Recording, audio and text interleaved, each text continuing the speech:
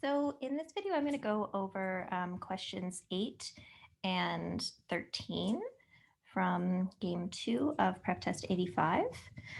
So what I've done so far for the diagram is just to have these 6 players as the individual letters. So that's all I've done so far.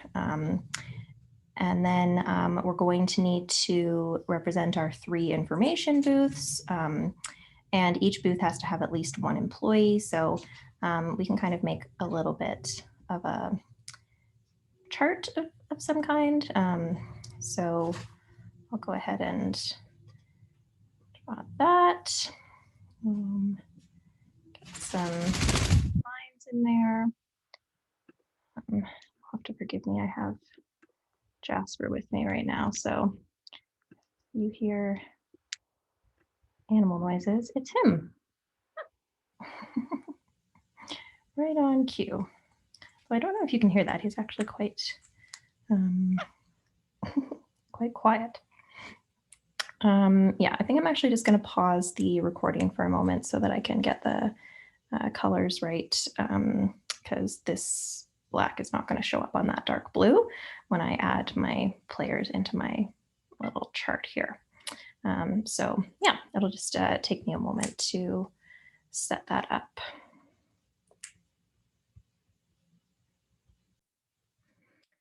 Okay, so I did add different colors and all that kind of stuff, but I think question 8, the real key to it is just noticing the question-specific condition. Okay, so that's this part here, right? The condition that is specific to this question, and then the key players in it and the key position in it, and then connecting that to what we already know about those things. So we already know that Frank and Keisha can't be assigned to the visitors booth. So if they're not in the organizers booth and they're not in the visitors booth, that means that they both have to be in R, whatever R is, the retailer's booth. Okay, so R and K are both going to be in the retailer's booth. And then the organizer's booth, we know that G and H can't be assigned there, and G and M are stuck together, so M can't be there either, which means the only player that can be in the organizer's booth is L. And then we have to distribute H, G, and M among the remaining groups. So either H is with V or G and M are, and the remaining players would have to be with R so that R always has more than V. That's what that little arrow there represents. But essentially, the way to get questions like this correct is actually to focus on what you can deduce from the question-specific condition and then go to the question that they're asking you, right? So we should be able to deduce something from what they're giving us about, in order to answer that question, right? So deduce something from the information about F, K, and O about L. So even though we don't get information about L, the information we get about the other players and about that position, right? That's the thing we don't want to forget. We don't want to forget to look at this position, the organizer's booth, when we're looking at that question-specific condition. It can be easy to focus on the players, but the positions matter too. And because G and M have to be together, that is going to get involved in this rule as well. And then, of course, we have to have at least 1 employee per booth. So that's why L has to be at the organizer's booth if neither Frank nor Keisha is assigned to the organizer's booth. So hopefully that helps you answer that question, and then also other similar questions. So let's go to question 13, which, okay, so this one is asking us which one of the following cannot be the group of employees assigned to the retailer's booth. So this one, I think, might actually involve the same deduction, right? So if we look at the organizer's booth and we see the limitations on it, we'll notice that only half of our players can possibly be in the organizer's booth. So Gladys can't be, which means Mike can't be either, and Hal can't be, so that leaves F, K, and L. So F, K, and L, at least one of them has to be available for the organizer's booth, so that the organizer's booth is assigned at least one employee as per the rule up here. So F, K, and L can't be the group assigned to the retailer's booth, because then no one would be left over for the organizer's booth. So D is the correct answer here. Okay. So yeah, in grouping games and in sequencing games as well, sometimes you kind of have to focus a little bit of your attention on what's left over when they've told you about things that are not possible, right? So we know that F and K can't be assigned to the visitor's booth. Well, what options does that leave open for the visitor's booth? L, H, G, and M. And of course, for the visitor's booth, we're going to have a maximum of 2 employees, because the retailer's booth always has to have more than visitors, and the organizer's booth has to have at least 1, and we have 6 employees total. So we can work out the distribution, or the potential distributions of the players, based on that first rule, right? Retailers must have more than visitors, and the knowledge of like the total number that we have to have in there and the minimum number per booth. So we can't have a distribution, for example, of 2, 2, and 2, because then retail and visitor would be the same. But we could have 1, 3, 2, or we could have 3, 2, 1, or we could have 1, 4, 1. And that's just listing them from organizer to retailer to visitor. So yeah, it's that limitation on the organizer's booth that's being tested both in question 13, and it was being tested in question 8 as well. Yeah. Okay. And then there was another question. So I can clear these guys. There was another question, I think 23. No, 21. Question 21 as well. Okay, so I think, yeah, I'll go ahead and pause again so that I can create a bit of a diagram, or perhaps I can just share my page here, so I can yeah, I'm going to pause the recording and see if I can share something a little bit more helpful.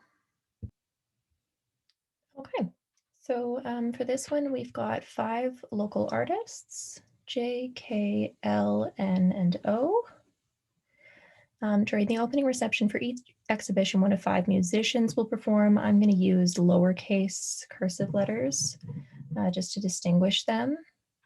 So when I have subsets of players, then I do tend to do that, just so that I don't confuse a musician with an artist. Each artist will have only 1 exhibition, and each musician will perform during only 1 opening reception. The schedule must meet the following constraints. So yeah, so we do have a 1-to-1 ratio of players to positions, and we have 2 positions per day in the sequence. So, or per week, I guess, in the sequence, because it's 5 weeks. All right, so yeah, here I can put my artists, and there I can put my musicians, and conveniently X is not in either list, so I can use X as a stand-in. Right, J is earlier than K, which is earlier than L. J is earlier than K, which is earlier than L. I'm actually going to use kind of J. T is earlier than V, which is earlier than W. W does not perform in the 4th week. Okay, so that's not W. Y doesn't perform at the N exhibition. So Y and N can't be together. Right? And Z is with O. O, and we have Z. All right, so W is fairly limited. W has to have 2 in front of it. So W is either 3 or 5. So that's kind of good to know. I might just add that here with W. W is 3 or 5, or do that. Maybe add those for good measure. So W is fairly restricted. And then knowing that O and Z have to be together will come in handy later. So we have a double sequence, double line sequencing for this one. And we also have matching, right? So we have some matching kind of rules there. Okay. Question 21, if T performs at the J exhibition, okay, so that's a matching sort of situation, and V performs at the K exhibition, which one of the following could be true? Okay, so in terms of the groupings, we've got 3 of them sorted out, and then we know that Y and N are not together, which means that Y would have to be with L, okay, and N would have to be with W. And we know that W can't be 4th, and W has 2 in front of it, so it has to be 3rd or 5th. So that might come in handy. Yeah, so let's see what could be true. So J performs in the 3rd week. So we'd have J and T, which would mean KL. So JKL. So then we'd have T, V, but then Y, and we wouldn't have room for W. So A has to be eliminated. Okay. N in the 4th week, well, we know N and W are together, so that's not allowed. So B is out. C, V performs in the 4th week. So V in the 4th week, we would have K and V. The only position left for L would be at the back here, but L is with Y, and W has to be after V. So that's not going to work. We're going to run into the same problem that we had with A. D, Y performs in the 2nd week. So Y is with L and has to have 2 in front of it, so it can't be 2nd. The earliest it could be is 3rd. And Z performs in the 3rd week. This must be the correct answer. Let's create the acceptable solution, or an acceptable solution that would work for that. So we'd have O and Z in the 3rd week. Okay. And then let's go ahead and just try putting these guys over here to kind of get them out of the way. We know W will then have to be last with N, and L and Y can be 4th there after J and K. So we have T before V before W, and we also have J before K before L. And we know N and Y are not together, O and Z are together, J and T are together, K and V are together. Those are the question specific conditions. And then that allows us to determine the other matches. So because I had a good amount of information about the matching portion of this game, I was able to get all of that figured out.